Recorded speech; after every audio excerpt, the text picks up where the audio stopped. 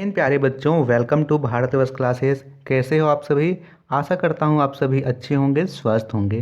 प्यारे बच्चों, आज हम लोग class 3 JCRT English sunshine text book में यूनिट 7 आवर कंट्री के क्वेश्चन आंसर को करेंगे। तो बच्चों, आपको इस पार्ट में भारत के राष्ट्रीय प्रतीकों से अवगत कराया गया है कि भारत के राष्ट्रीय प्रतीक क्या क्या हैं। जैसे आपको बताया गया है नेशनल फ्लैग, तो नेशनल फ्लैग हमारा तिरंगा है। ठीक है, इसमें 3 रंग होते हैं, केसरिया, सफ़ेद और हरा। बीच में एक चक्र होता है जिसमें 24 तिल्लियाँ होती है। हर एक रंग अलग अलग चीज़ों को बतलाता है। जैसे जो सैफरॉन है वो ब्रेव को बतलाता है। ठीक है, जो वाइट है बच्चों वो बतलाता है पीस को, और जो ग्रीन है वो प्रोस्पेरिटी को बतलाता है। जो चक्र है बच्चों वो हमें निरंतर आगे बढ़ने को कहता है। नेशनल बर्ड पीकॉक है, नेशनल फ्लावर लोटस है, नेशनल फ्रूट मैंगो है, नेशनल रिवर गंगा है।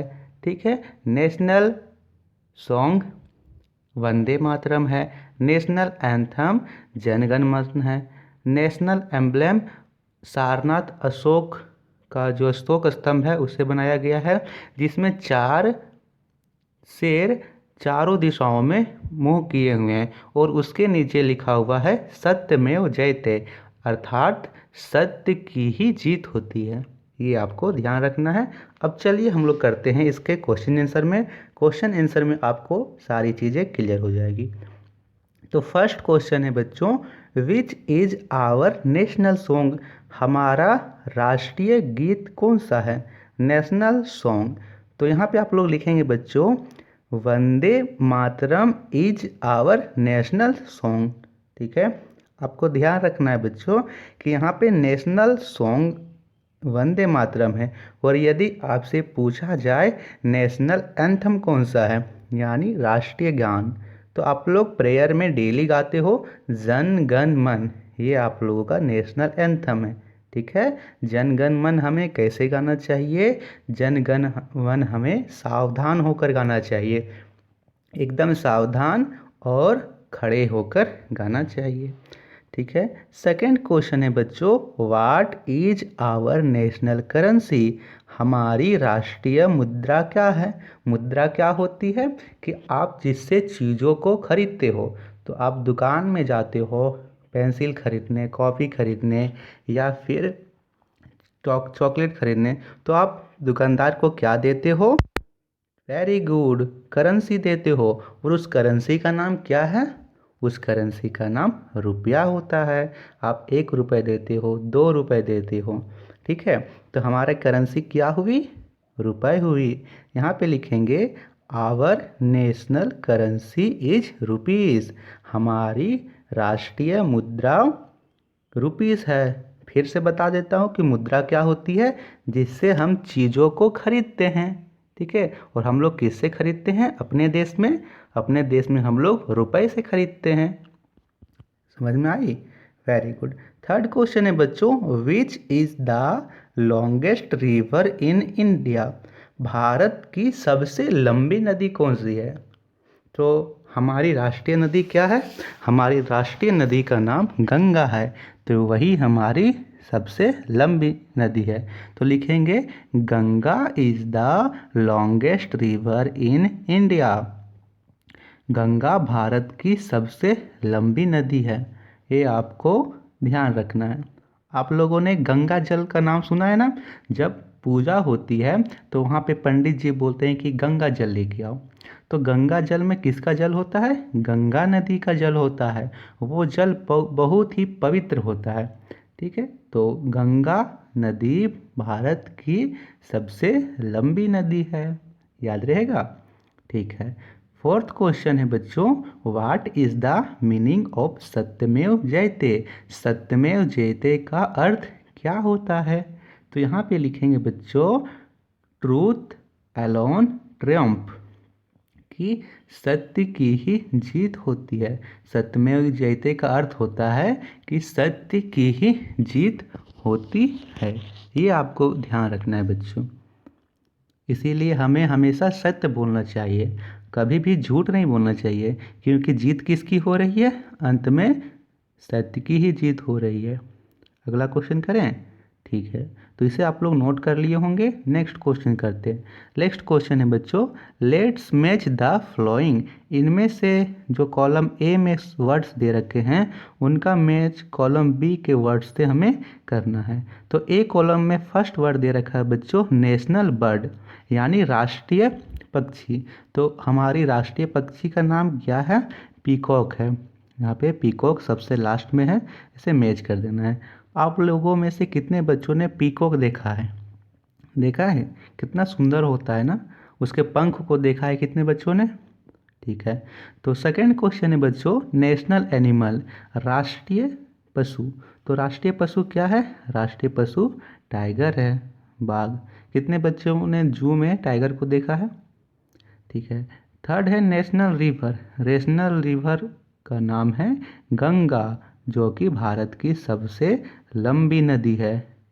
फोर्थ क्वेश्चन है नेशनल ट्री, राष्ट्रीय पेड़। तो राष्ट्रीय पेड़ का नाम क्या है? बनियन। ठीक है, बनियन। बनियन जो है वो राष्ट्रीय पेड़ है। हिंदी में से बोलते हैं बरगद। ठीक है, जैसे आप लोग पेड़ देखे होंगे, बहुत ही घना पेड़ होता है और इसकी जड़ें जो है वो तने से लटकती है ऐसे करके। वो बहुत ही घना पेड़ होता है, बहुत ही विशाल पेड़ होता है। लास्ट यहाँ दे रखा है नेशनल फेस्टिवल, यानी राष्ट्रीय पर्व। तो राष्ट्रीय पर्व जैसे रिपब्लिक डे। रिपब्लिक डे राष्ट्रीय पर्व है। रिपब्लिक डे 26 जनवरी को मनाया जाता है। ठीक है, और यदि पूछा जाए कि और भी राष्ट्रीय पर्व बताओ, तो होगा इंडिपेंडेंस डे। ठीक है, जो आप लोग 15 अगस्त में मनाते हो वो भी नेशनल फेस्टिवल ही होता है। ये आपको ध्यान में रखना है।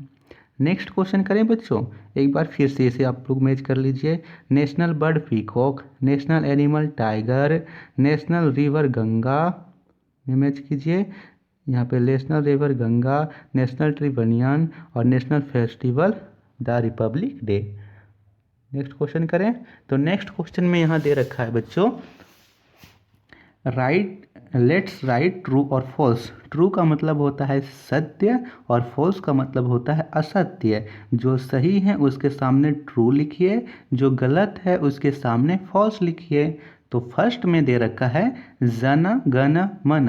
तो जन गण मन है इज आवर नेशनल सॉन्ग, कि हमारे राष्ट्रीय गीत का नाम जन गण मन है।